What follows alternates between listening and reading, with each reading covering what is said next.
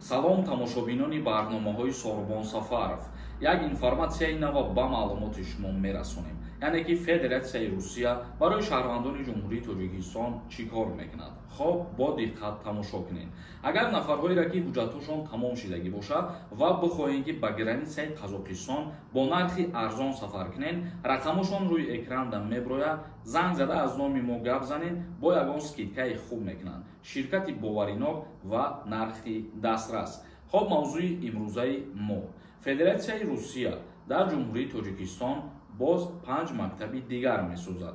Русия ва Тоҷикистон сохтмони боз 5 мактаби дигари русӣ тоҷикӣ дар қаламрави Тоҷикистонро ба баррасӣ гирифтанд. Қарор аст то соли хониши 2030 боз 5 мактаби дигар аз ҳисоби бюҷети Русия бунёд шавад, ки 5000 хонандаи дигарро бо таҳсил фаро хоҳад гирифт. Дар ин бора хабар доданд. Қаблан бо сармояи Федератсияи Русия 5 мактаб дар шаҳрҳои бузурги Тоҷикистон сохта ва ба истифода дода шуд, яъне дар шаҳри Душанбе, Хуҷанд, Кӯлоб, Бохтар ва Турсунзода. ҳоло дар ин мактабҳо 5700 нафар шаҳрвандони Ҷумҳурии Тоҷикистон таҳсил менамоянд, яъне хонандагонро дар назар дорем. ин мактабҳо 1 сентябри соли 2022 сохта ва ба истифода дода шуданд. Инчунин боз тасмим гирифтанд ки то соли 2030 дар Ҷумҳурии Тоҷикистон 5 мактаби дигар сохта ва ба истифода дода шавад. тибқи иттилооти расмӣ, ба ҷуз ин мактабҳо дар Ҷумҳурии Тоҷикистон 38 мактаби русӣ фаъолият мекунад ва дар 152 мактаби кишвар синфҳои русӣ мавҷуд мебошанд. Бар иловаи ин, соли равон дар як мактаби дигар кӯтаҳтарин гимназияи рақами 1 шаҳри Хуҷанд 2 синфи дигари русӣ барои 57 нафар хонанда ташкил карда шуд. Қаблан сафорати Русия дар Ҷумҳурии Тоҷикистон хабар дода буд, ки соли равон дар Душанбе сохтмони маркази кӯдакони лаёқатманд шурӯъ мешавад.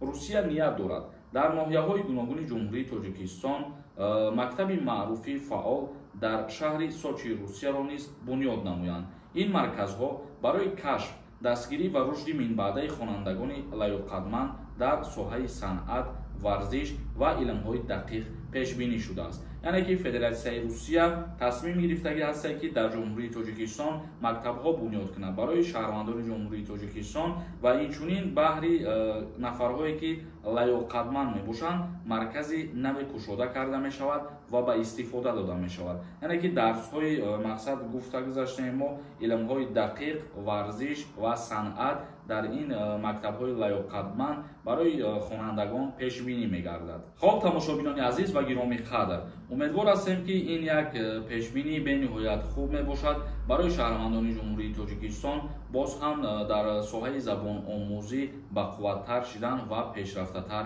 шидан. акнун комментарияҳои шуморо мехонем, бо диққат гӯш кунед ва ба саволҳои худтон ҷавоб гиред.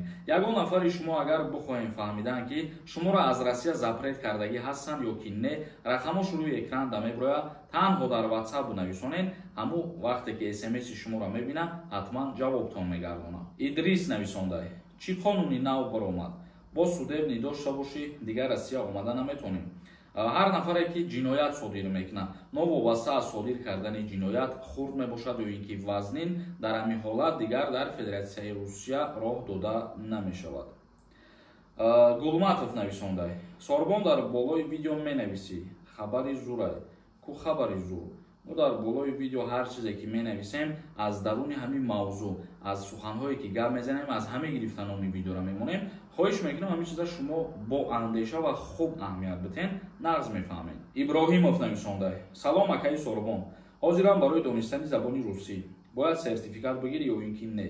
бале, ҷойҳое ки Федератсияи Русия махсус муқаррар кардагиай, яъне ҷойҳое ки бад ғайридавлатӣ буданд ва аз байн бурда шуданд. дар ҷойҳои муқаррар карда шумо метавонед рафта имтиҳон биспорен ва сертификат барои донистани забони русиро дастрас бикунед, баъд ҳуҷҷат биспорен барои гирифтани патент. як нафари дигар нависондай ки салом, ман 1 моҳ мешавад аз Россия омадам. 1 сол буд дар Россия будам. аввал гости када будам, баъд ба граница рафта част никада омадам. бигӯяд ки боз кай рафта метавонам. аз ҳама хубаш тавсияи нағз ба шумо ҳамия ки 3 моҳ бесен, баъди 3 моҳ сафар кунен, мақсад барои дилпир сафар кардани худтон мебошад ва барои дилпир ба Федератсияи Русия ворид шидан мебошад. Як нафари дигар нависондаи салом акаи Сорбон. Якум бор аз аэропорт гардондам. Дуюм бор биравам мегардонам. Агар ки бе ягон причина гардондагӣ бошам, дуюмбора имконият ҳастае ки шуморо роҳ битиҳанд вориди Федератсияи Русия бишавем. Малуш нависондай. Салом акаи Сорбон. Дар бораи бекор кардани акти никоҳ. Агар мегуфтед ки муҳлат ба охир расад, дар чӣ ақида меоянд? ҳалвама бароварда мешавад ё ин ки не? акти никоҳ вақте ки шумо ариза менависонед барои бекор кардан, аз 3 моҳ то 6 моҳ муҳлати оштишавӣ метиҳанд ва баъди ба охир расидани ҳамин муҳлатҳо фикри ақидаҳои тарафайна нигоҳ карда ҳалвама мебаранд. Шероз нависондай. Салом бародари азиз Сорбон. Шунидам ки бо аттестати Тоҷикистон дар Русия барои университет хондан иҷозат намедиҳанд. Ин гапҳо рост аст? ҳозираш ин гапҳо мақсад гапҳои мардумианд, ягон асос надорад. ҳастанд нафарҳое ки дар ҳамин сол мисол бо тариқи квота боз ба Федератсияи Русия сафар карда таҳсилшона дар донишгоҳҳо давом дода истанд. Як нафари дигар нависондае ки ака ҳамин меган аэропортҳо маҳкамай, ростай ё не? Ответ бите, илтимос. Аэропортҳо маҳкам шидагӣ нестай, лекин тақрибан 4-5 рӯз пеш буд ки чандин рейсҳоро ба дигар рӯз гузарониданд, яъне рейсҳоро отменит кардан. ин сабаб доштаг, лекин официални аэропортҳоро маҳкам кардагӣ нестанд. Мисол чӣ хеле ки кушода буд, ҳамун хел кушодаа ҳозирам. Як нафари дигар нависондай. Ассалому алайкум акаи Сорбон. Ман дар Москва ҳастам. Праваи тоҷикиам срокиш тамом шудагиай. Ба куҷо муроҷиат кунам? Мерен ба сафоратхона муроҷиат мекунен, мисол вероятност ҳастае ки кори шуморо ҳал кунанд.